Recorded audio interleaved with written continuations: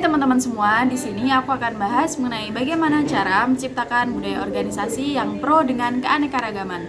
Nah, di antara kalian pernah nggak sih mengalami yang namanya perilaku tidak adil di tempat kerja ataupun diskriminasi?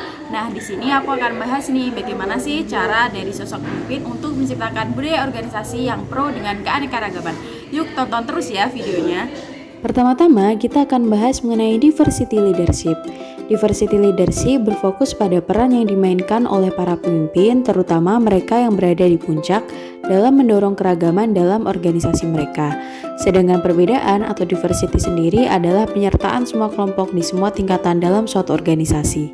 Selanjutnya, kita akan bahas mengenai bagaimana cara menciptakan budaya organisasi yang pro keanekaragaman. Yang pertama adalah top management support dan komitmen.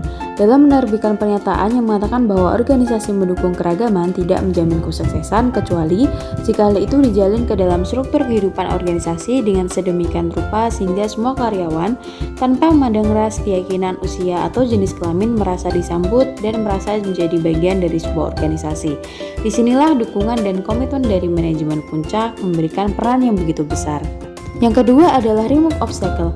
Organisasi dengan budaya pro keragaman akan melakukan segala upaya untuk menghilangkan penghambat keragaman. Penghambat tersebut adalah kebijakan dan praktik perusahaan yang menghasilkan konsekuensi yang tidak diinginkan, seperti stereotip, prasangka, keyakinan etnosentris, dan lain sebagainya. Selanjutnya adalah organizational policy and practice. Dalam hal ini, kebijakan perekrutan, pelatihan, promosi, kompensasi, dan pemutusan hubungan kerja harus diperiksa dan dipastikan bahwa minoritas tidak diperlakukan secara tidak adil. Selanjutnya adalah heightened awareness. Hal ini dapat dilakukan dengan cara komunikasi dan survei rutin tentang sikap dan pendapat karyawan.